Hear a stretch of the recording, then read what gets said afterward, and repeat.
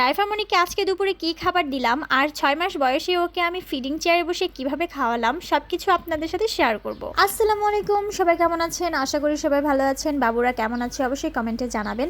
আজকের ভিডিওটা শুরু করার আগেই বলে নিচ্ছি, বাচ্চাদের বেবি প্রোডাক্টগুলো পেয়ে যাবেন আমার পেজে, জান্নাতস কালেকশনেও পেয়ে যাবেন, জান্নাতস মমেও পেয়ে যাবেন। আর আমাদের এখানে কিন্তু বেবি চেয়ার অ্যাভেলেবেল আছে, বেবি বাউন্সার অ্যাভেলেবেল আছে, baby product solid combo set সবই পেয়ে যাবেন। তো তাড়াতাড়ি যারা নিতে চান ইনবক্স করে ফেলেন। তো আজকে জাইফামণিকে আমি দুপুরবেলা এরকম একটা আলু সেদ্ধ করে খাওয়াবো। এটা মিষ্টি আলু না, আমরা নর্মালি যে আলুটা খাই সেই আলুটা। এটা আমি একটু বেশি করে পানি নিয়ে তারপর সিদ্ধ করব, কারণ এটাকে আমি একদম নরম করে নিব। আর এদিকে জাইফামণি কি করছে চলুন সেটাও দেখাই আপনাদের। জাইফামণিকে আমি বাউন্সারে রেখে দিয়েছি, এখানে ও অনেক বেশি এনজয় করতেছে। আর ওর হাতে দিয়ে দিয়েছি একটা লিকুইড তরমুজ, এটা হলো আপনার সিলিকনের।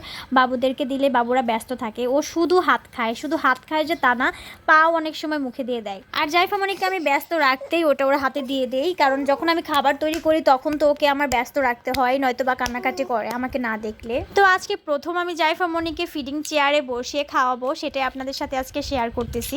তো আলুটা আমার সেদ্ধ হয়ে গেছে, খোসা ছাড়িয়ে নিয়েছি একটা ম্যাশ বাটিতে। আর এটা তো আপনারা সবসময় আমার ভিডিওতে দেখতে পান, কারণ আমি ওর যে কোনো খাবার ম্যাশ করি এই ম্যাশ বাটি দিয়ে।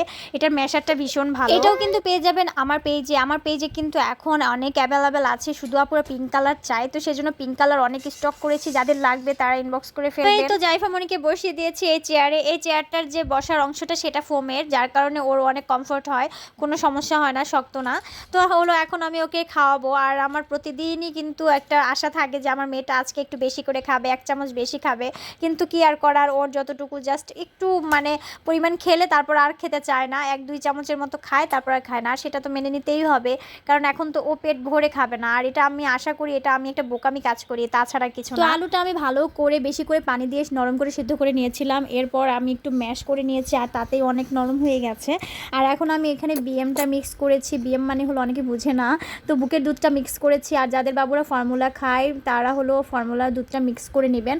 তো আমার বাবুটা মাশাআল্লাহ একটু পছন্দ করেছে, আসলে এক একদিন এক একটা দেওয়ার চেষ্টা করছি। আর একটা খাবার 3 দিন ধরে দেওয়ার চেষ্টা করবেন, 3 দিন ধরে খাওয়ালে বুঝতে পারবেন যে বাবুর আসলে কোনো অ্যালার্জি প্রবলেম হচ্ছে কি না, যে খাবারটাতে ওর কোনো প্রবলেম দেখা দিচ্ছে কি না। তো যাই হোক, দেখতেই পাচ্ছেন যে জাইফা কিন্তু প্রথম এই চেয়ারে বসে খাচ্ছে, আর তাতে কিন্তু কোনো প্রবলেম হচ্ছে না, ও দিব্যি বসে খাচ্ছে আর ওর ভালো লাগছে। সাথে আমারও ওকে খাওয়াতে অনেক বেশি ইজি হয়ে যাচ্ছে সব কিছু। এখনও জাইফামণিকে আমি ভাত দেওয়া শুরু করিনি। অনেক আপুরাই আমাকে ইনবক্সে বলেন, আপু বাবুকে কি খিচুড়ি দিচ্ছেন, ভাত দিচ্ছেন? না, এখনও দেইনি, 7 মাসে পড়লে তারপর আমি ওকে ভাত দিব, ভাত ম্যাশ করে দিব, ভাতের পিউরিটা দিব, আর সেটা রেসিপিও আপনাদের সাথে শেয়ার করব। তো যাই হোক, সবাই একটু মাশাআল্লাহ বলে দিবেন আমার বাবুর জন্য। সলিড শুরু করার প্রথম মাসে শুধু আমি ওকে ফলের পিউরি, তারপরে মিষ্টি আলু, তারপর আপনার মিষ্টি কুমড়া, এগুলো ওটস, এগুলোর পিউরি, এগুলো সেদ্ধ করে ওকে খাওয়াবো। তারপরে ইনশাল্লাহ সামনের যে মাসটা আসতেছে 19 তারিখে ওর 7 মাস পূর্ণ হবে, তখন থেকে আমি ওকে ভাতটা খাওয়ানোর চেষ্টা করব, ভাত, খিচুড়ি, ঝাল ছাড়া খিচুড়ি, জাস্ট একটু হলুদ দিয়ে।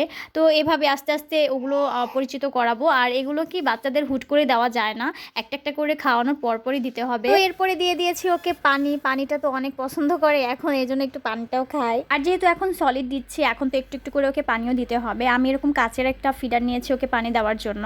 তো সবাই ভালো থাকবেন, আজকের ভিডিওটি এই পর্যন্তই। আর আপনাদের বাবুদেরকে কি কি খাওয়াচ্ছেন অবশ্যই কমেন্টে আমার সাথে শেয়ার করবেন। ভালো থাকবেন, আল্লাহ হাফেজ, টেক কেয়ার।